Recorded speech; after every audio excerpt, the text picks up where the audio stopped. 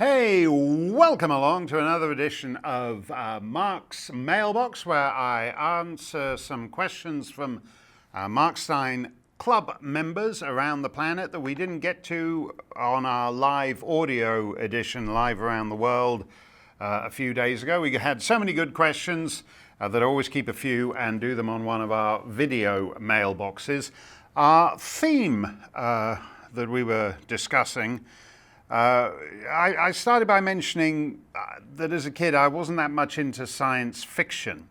When you have these vast dystopian, dehumanized landscapes in which society is full of people who live utterly atomized lives and are mere creatures of the state. I never had, once they get to the point where they're all running around in the tinfoil catsuits like dancers on a 1970s variety show, I'm never much interested in it by the time it gets to that stage. And I said, what always interests me is how did we get there from here, from the kind of society we are now? And I said that it seemed to me we were in the getting to there from here stage. In other words, we've left here and we're on our way to there. And I said this in light of certain recent events, including the reaction of the media and Twitter and the left and too much of the right to that business with the Covington High School students at the Lincoln Memorial. So we had a few questions on the getting there from here phase. Toby Pilling says, in Britain we're suffering a coup against the people by a Remain-dominated parliament. In other words, Toby means that the people voted for Brexit, but there is not a party in the People's House, in the House of Commons, that is actually pro-Brexit.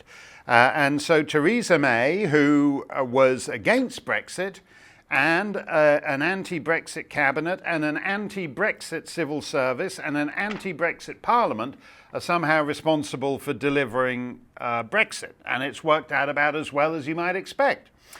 Toby adds, though, might it be wise to consider the poem The Wrath of the Awakened Saxon by Rudyard Kipling for Tales of Our Time? I think actually you mean our Sunday poem, Toby. It has some relevance to Brexit betrayed, methinks.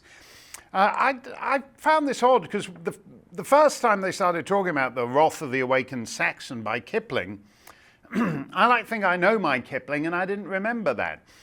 And it turns out that, in fact, it's a poem called The Beginnings that he wrote in 1917, actually just sort of around the time of the death of his son John in the Great War. And it comes although it's called The Beginnings, it comes at the end of a book of his called A Diversity of Creatures. And what has happened, and this tells you a little bit about how the internet works, is that it's gone round the internet with the word Saxon added to it, the wrath of the awakened Saxon, because Kipling's poem is actually about the awakened English. And every reference to the English has been taken out and been replaced by the word Saxon. But I do like the poem. I'll give you the first 4 lines. It was not part of their blood. It came to them very late, with long arrears to make good, when the English began to hate. And what he means by that, Kipling, and I like it in the original, the Saxon thing is, I think, meant to make it sound butcher and more medieval, because the Saxons have a butcher reputation. The English are all teacups and crumpets. And that's the point. Obviously, there are people who dislike the English and have a lot of history with them. The Irish, let's take a very obvious example. But even when the English are being problematic, it's an assumed superiority. It's not a virulent, assertive superiority of the kind that Herr Hitler practiced, for example. And so with Kipling, the idea of the English becoming fierce haters is meant to be a sort of paradoxical thing. It's where you put down the crumpets, you put down the tea, you put down the digestive biscuits, and you become a full-blown hater. And Toby, I guess, is asking when that will happen, when people will be pushed too far.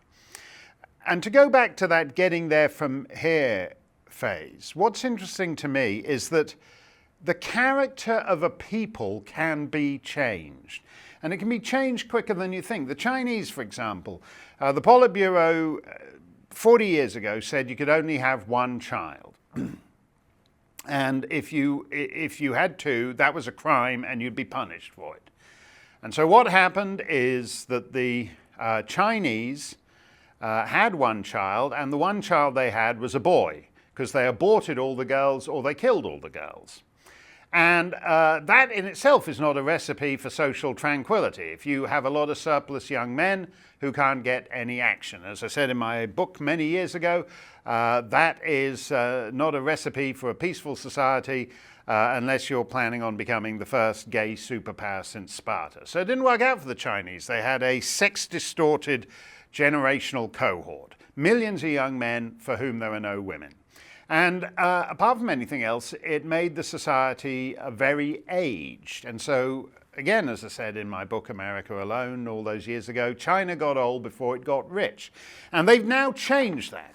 So the Politburo caught up with me after about a decade and a half and belatedly ended the one-child policy. But in the intervening 4 decades, the Chinese have lost the habit of large families. And so the Politburo is now in the business of somehow trying to reverse the change in the character of the people that government policy did. And so it's important to understand that government can actually change the disposition of a people. And I look at that particularly with regard to England, which was in many ways the crucible of liberty in the modern world. And yet now you routinely read stories like the one I mentioned a couple of days ago about the guy who was questioned by police for half an hour because he had liked a supposedly transphobic tweet. So when Toby posits, when are we going to reach the stage when the English begin to hate? You know, a people that will put up at being questioned by authority, at being questioned by police for half an hour because they liked a tweet that the police disapprove of, does not strike me as a people that are going to rouse themselves necessarily to throw off their oppressor. No, that doesn't matter. It's never a majority thing. At the time of the American Revolution, the majority of people were loyalists to the extent that even if they weren't actively loyalists, they would kind of go along to get along. It's always a minority, an energetic minority, that drives the change. But you do notice in the reaction to things like the police investigating you for liking somebody else's tweet, that there is a certain absence of even an energetic minority over there. By the way, I'll say one more thing about Toby, since he mentioned this book that poem is in. The poem's at the end of the book. The book's called The Diversity of Creatures. The first story in the book is Rudyard Kipling doing sci-fi, which people don't expect from him. But we might well do that for Tales for Our Time as easy as ABC, because it's about a prototype global government. So it's actually about a prototype of the kind of global order that makes Brexit impossible. Speaking of Brexit type stuff, Scott says, Mark, is it time for the US to split? Is it time for us to have a Brexit away from the left coast and the northeast? Is there enough time to save this country? I mean, we only have 12 years left, according to Alexandria Ocasio-Cortez. That's an interesting point, Scott. There was a book written a few years ago, I believe called The Size of Nations, And it basically points out all the most prosperous and agreeable nations tend to be small nations. However you so define them, whether you're talking about GDP, in which case it's Singapore and Norway, and actually that large nations tend to be inherently unstable. And these guys say that if the United States had because after the French Revolution, the French state basically destroyed all the intermediary institutions between the citizen and the centralized government. And the argument is that if the United States had had a government as centralized as France, it would have broken up 2 centuries ago. You can only have a nation this size if it is a decentralized federation. And in many ways, we are becoming more and more centralized, and actually not just in government, because that's true. Kamala Harris, for example, is proposing universal daycare. Even if you think free government daycare is a good idea, is it the sort of thing that the federal government should be, or should the Secretary of Daycare be based in Washington, a Secretary of Daycare for 350 million people? And I do think that the more and more centralized the government we have in America, the more likely it is the United States will break up. I should also say that beyond that, if you have a centralized culture, which in some ways with Facebook and Twitter, as well as traditional media, I think that also makes it more likely that at some point people will wake up. Laura Rosen-Cohen. Laura Rosen-Cohen came up with a great phrase for what happened to those Covington students, by the way. She called them the Wokestapo, the people who jumped all over those kids, the Wokestapo, which is a great phrase, and I pass it on to you in hopes that you will pass it on to your friends. Laura says, without going all tinfoil hat on you though, what do you think the chances are that this entire story was contrived, plotted, and funded by the left? Well, obviously, those schoolboys were just there. They were there visiting Washington from Kentucky, and they just happened to be wandering around, and they were at the Lincoln Memorial because that's where the bus was picking them up. The guys, the black Hebrew Israelites, or whatever they're called, they were there protesting and taunting the guys. And then the tribal elder, so-called, Nathan Phillips, who got in the middle between them, you don't generally find a tribal elder playing the tribal drum in your face at the Lincoln Memorial. That's not an accident. He's an activist who makes a point of getting in your face. And by the way, as I said, I would object to him drumming in my face because he's a stinkeroo of a drummer. He's a lousy drummer. And don't give me the tribal elder thing. If I was wandering around in a doublet and hose with a lute in the middle of Washington, you wouldn't be crediting me with keeping tradition alive. You just think I was a nitwit. That the deference accorded to people, there's something condescending about the deference accorded to people like Nathan Phillips. But it wasn't planned, except insofar that once it was underway, everyone saw advantage in the incident, and the media and the left and too much of the right took the obvious advantage of that. And the lesson that teaches us, tyranny is always capricious. It's always whimsical.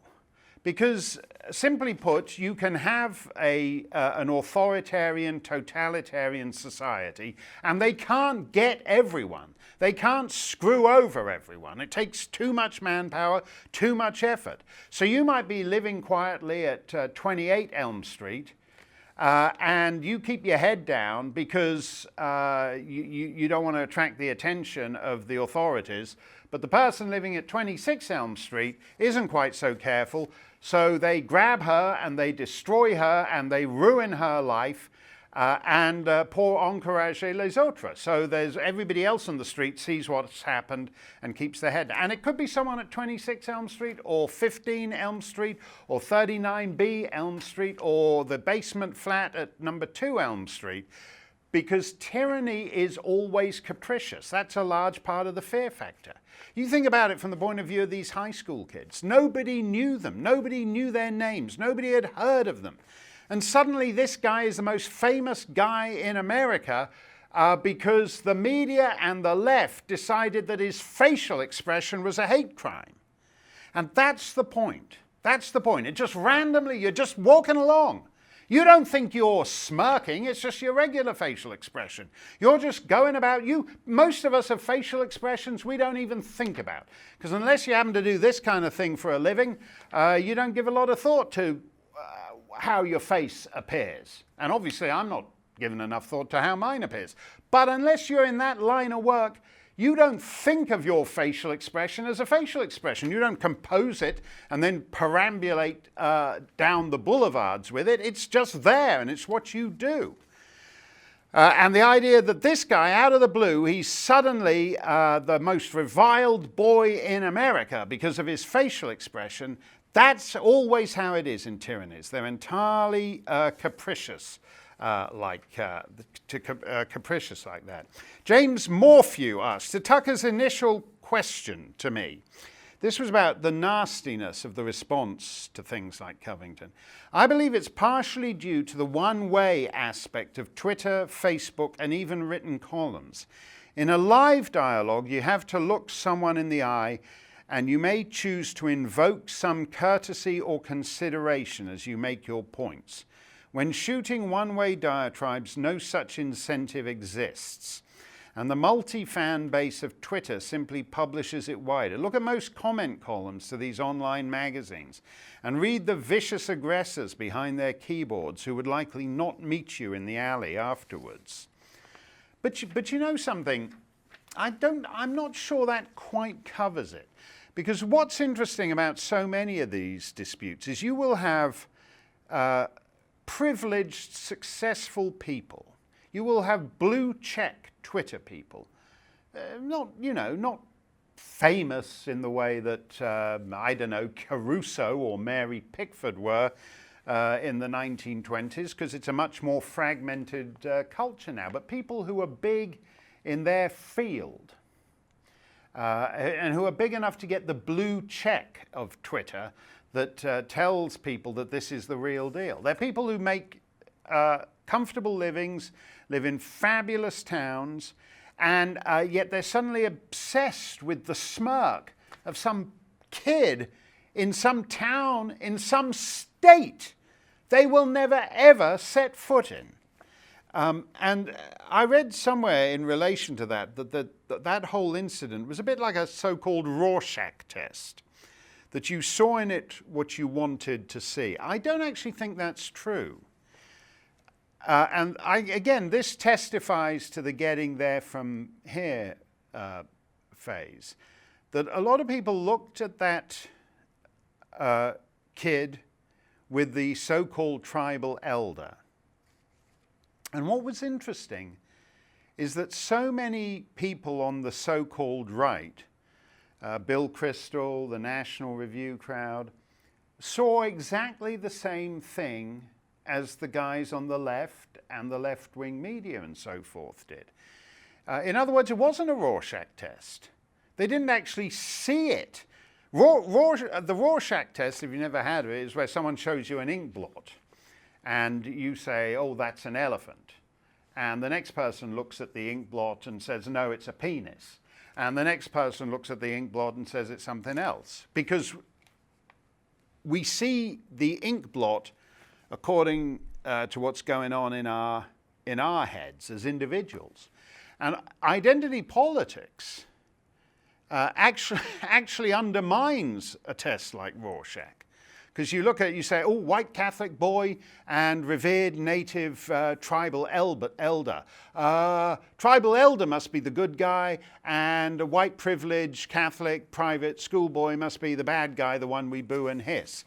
And what was interesting to me is how many people on the right actually saw the same ink blot as the people on the left and in the media, which tells you that the identity politics thing is working, and that at least among the so-called respectable right and mainstream conservatism and everything, the ink blot test no longer works because they have trained themselves to see exactly what the left and the media see. Carl says, unlike the current Twitter mobs, at least the old medieval witch hunt mobs gave the accused the benefit of a trial by ordeal before the sentencing. Twitter is a trial by ordeal. It's an accelerated trial by ordeal. But if you think back to that poor lady who made, I think she made an infelicitous joke about AIDS before getting on a flight to South Africa from New York. And by the time she got off the plane in South Africa, her life was over. She'd lost her job and all the rest of it. She was in the air for her trial by Twitter. But basically we have moved trial by ordeal to Twitter. Because if you think of what those high school kids are going through, for example, their families get death threats, people publish their addresses. And I don't know if you've ever had one of these, I hope you haven't, but if you've ever had one of these things where for some brief moment you catch the internet's attention in a way you don't particularly want. And it's terrifying because you open up your laptop or whatever, and you go and check your Twitter feed or your Facebook thing or whatever, and there's thousands and thousands of hateful things in there. And a lot of times it's not generalized abuse, but then, you know, somewhere deep down you'll come across an explicit threat to one of your loved ones or whatever. And if you are someone who was just like a regular school kid until all this started, that actually is trial by ordeal. That is trial by ordeal. Joseph Dornish says, I just learned that Alexandria Ocasio-Cortez has predicted the world is going to end in 12 years due to climate change. She's trying her best to make those international panel on climate change people look like actual scientists. This is a fantastic move. Nobody cares, let's be honest. Nobody cares about sea levels in the Maldives or Tuvalu in the 22nd or 23rd century.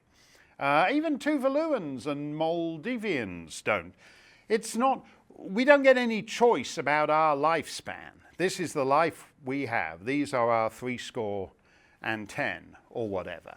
So the only way you're actually going to get, if you do believe in the climate change mumbo-jumbo, talking about it in the year we should ruin our lives now, we should collapse the global economy in order to save sea levels, to lower sea levels in the Maldives in the year 2200. And by the way, sea levels in the Maldives, that's an entirely Sunni Muslim population, so that if the oceans do rise and wash away the Maldives in the year 2200, you can move the entire population of the Maldives to the south of France, and they'll fit right in by then because they'll be Sunni Muslim, as the entirety of France will be by then. So you should never think too far out about these things.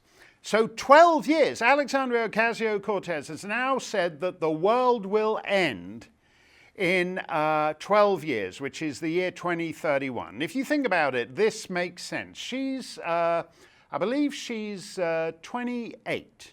28? And she's 29. And she's going to turn 35. You have to be 35 to run for president in the United States. She's going to turn 35 about 3 weeks before the 2024 election. So Alexandria Ocasio-Cortez is going to be elected president in 2024. She will be 3/4 of the way through her second term by the year 2031, and at that point the world will end. That seems to me by far one of the most plausible things that Alexandria Ocasio-Cortez has ever said. Tim in the Pacific Northwest, Tim Owen from Washington State, from Mukilteo, writes, Mark, the European Court of Human Rights recently upheld an Austrian court's conviction of a woman.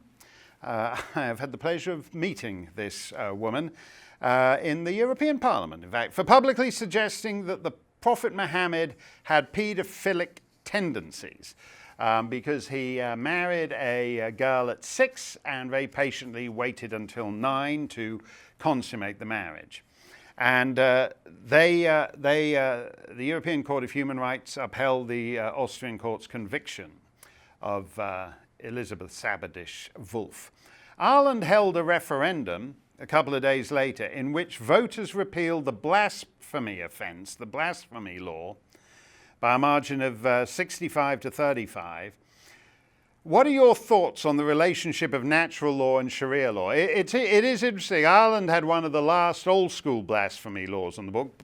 Prosecutions have been brought under British and European blasphemy laws in fairly recent times. I remember there was a play at the National Theatre, The Romans in Britain, that included a scene of sodomy. And Mary Whitehouse, a tireless campaigner in the UK, actually brought a prosecution of that play and its author and the producers under England's blasphemy laws. As you say, Ireland has just repealed its blasphemy law, just as the European Court seems to be upholding new blasphemy laws, new apostasy laws for anyone minded to speak a little too bluntly about Islam. And Tim says, what are your thoughts on the relationship of natural law and Sharia law? And I'll say two things, Tim, because it's a very good point. Nature abhors a vacuum, and you can.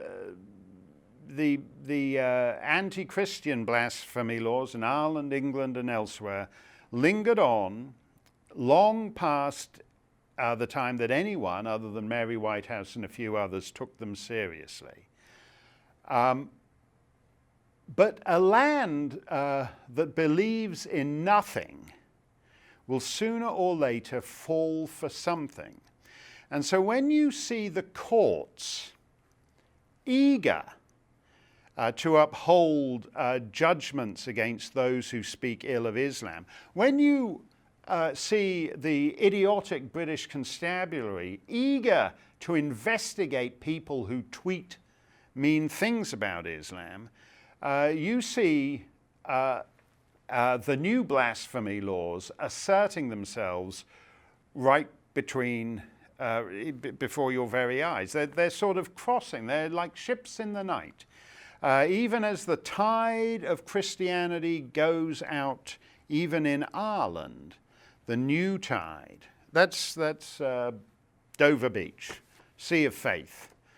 Even as the Sea of Faith, the sea of one faith goes out, the tide of the new faith rolls in. Because, as I said, a society can believe in nothing for a while, but eventually something comes along to fulfill that vacuum. Finally, Mike Burke says, do Mark and the team have a favourite Tales for Our Time? How about a favourite Tales for Our Time character? I'm a fan of many, but perhaps the tragedy of the Korosko is my fave. Colonel Cochrane and Mr. Belmont, the Irish marksman, and even the Imam are all great. Yeah, the Imam, that is a terrific Imam. Sir Arthur Conan Doyle created one of the great literary Imams in that story, and I had terrific fun doing my best to bring him alive. How about Black Michael's evil henchman? Forgot his name. That's the Prisoner of Zenda, and you're thinking of Rupert of Hentzau. He's pretty good too. Anyway, happy Tuesday, and thanks for being the best Rush guest host and my go-to global content provider. Maybe we'll have a poll on favourite Tales for Our Time character. You know what's interesting about those, the guys from Tragedy of the Korosko? If you haven't read that book, it's a Conan Doyle story. Conan Doyle's the guy who created Sherlock Holmes. This is a story he wrote set on a pleasure boat in Egypt. They go ashore and they are kidnapped by the Mahdi, who were, if you like, the ISIS of the late 19th century. And these people are late Victorians in every sense. None of them, except one or two of them, have any kind of fervent faith in their own society or their own religion. But they have more than we do. They have more than we do. And it's interesting that when they're told to submit to Islam or they will die, it is amazing that with, I think, just one character's exception, they do not find that a difficult question. And it is a difficult question, a more difficult question than it should be for large parts of the Western world today. This is, as I said, the interesting time. This is the stage as we get from there, if you like, from the assumptions of Conan Doyle's world to one of those freaky sci-fi societies with everyone in the tinfoil catsuits like a dance troupe from backing Donnie and Marie circa 1975 or whatever. We're in that intermediate stage. And the question of how many people are willing to stand for core Western liberties becomes more urgent every day. Thank you for all your questions. By the way, next month, if you happen, next month is it? Yeah, February, end of early March. If you happen to be in Pennsylvania or New York State, if you happen to be anywhere near Reading, Pennsylvania, Syracuse, New York, Rochester, New York, or the dreaded Wilkes-Barre, Wilkes-Borough, Wilkes-Barre, however you, I'm staying in Wilkes, and my pal Dennis Miller will handle the Bury Bear half of Wilkes-Barre, Wilkes-Borough, Wilkes-Barre. But we're coming to Pennsylvania and New York State, me and Dennis Miller together, and I hope you'll come and check us out, because it should be fun. Kicks off in Reading, Pennsylvania at the end of February. Hope to see you there, or see you right here next time.